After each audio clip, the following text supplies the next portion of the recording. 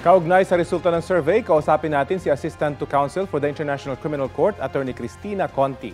Magandang umaga at welcome po sa Balitang Hali. Magandang umaga, Rafi. Opo, sa resulta nga po ng Okta Research Survey, majority raw ng Pilipino ay pabor na bumalik ang Pilipinas sa International Criminal Court. Ano pong reaksyon nyo rito? Suportado po namin yan ang pagbabalik ng Pilipinas sa International Criminal Court at dagdag na kooperasyon sa korte, lalo na meron po tayong kasong nakabinbin dyan ngayon. Para po sa amin, ang tingin nga namin dito ay uhaw ang tao sa hustisya. At tinitingnan nila ang isang international court para magbigay ng hustisya na maaaring hindi nila natagpuan sa Pilipinas o kaya hindi nila maabot dito. Gaano po ba kaimportante na maging membro ng ICC at paano po ba yung magiging proseso kung babalik ang Pilipinas sa ICC? Importante yung International Criminal Court sa pagpapanatili ng international legal order.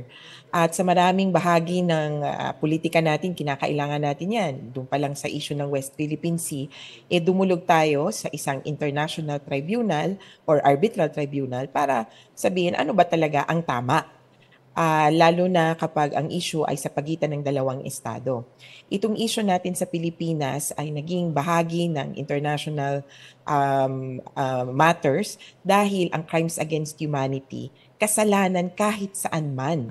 At ito yung punto talaga na yung Pilipino at kahit saan man sa mundo ay pwedeng dumulog sa isang ganitong klaseng korte na makapagbibigay sa kanya ng serbisyo.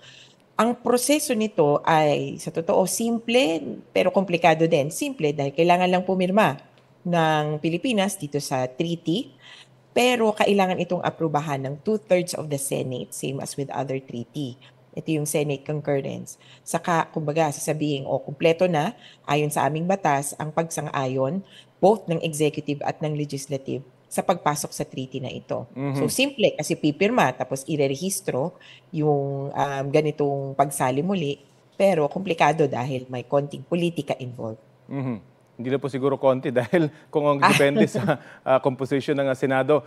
Pero may epekto po ba yung pagbabalik ng Pilipinas sa ICC dito sa kaso ni dating Pangulong Duterte knowing na isa ito sa mga arguments nila? Maaring magkaroon dahil, una, tungkol dun sa jurisdictional challenge, wala. Nung umalis tayo ng ICC, walang jurisdiction ang korte doon sa panahon na hindi tayo miyembro. Pero, at material yon dahil para sa amin, may na-skip na 3 years ng termino ni Duterte, nasaklaw pa rin naman ng war on drugs. Kaya sa usapin ng mga biktima sa aking mga kliyente, di may ilang hindi maisasali dun sa tinatawag na victims of the case dahil hindi tayo member. Pero forward-looking tayo. The minute na maging member tayo ng ICC, papasok na ulit yung usual obligations. Mag-cooperate sa investigation, tumulong sa aresto, kaya kung sakali may future warrants of arrest, di compelled tayong i-enforce yan. And even dun sa detention. So itong mainit na issue ng interim release ni Duterte, kung miyembro tayo, pwede tayong mag-volunteer to take him in. Of course, pwedeng mag-volunteer pero hindi naman kaagad-agad ibig sabihin ay papayagan. Ano pong asahan natin sa kondisyon ni Pangulong Duterte sa ICC ngayong may mga bansang tumanggi dun sa interim release ng dating Pangulo at magiging bahagi po ba ito na magiging desisyon ng ICC? Itong mga bansang nagsabi ay, tandaan natin, hindi pa daw, at hindi pa, itong malinaw, hindi pa sila nag-confirm or deny kung nagkaroon nga ba ng usapan at kung tumanggi nga ba sila. Kaya kami, we refrain from speculation. Mas importante yung conditions.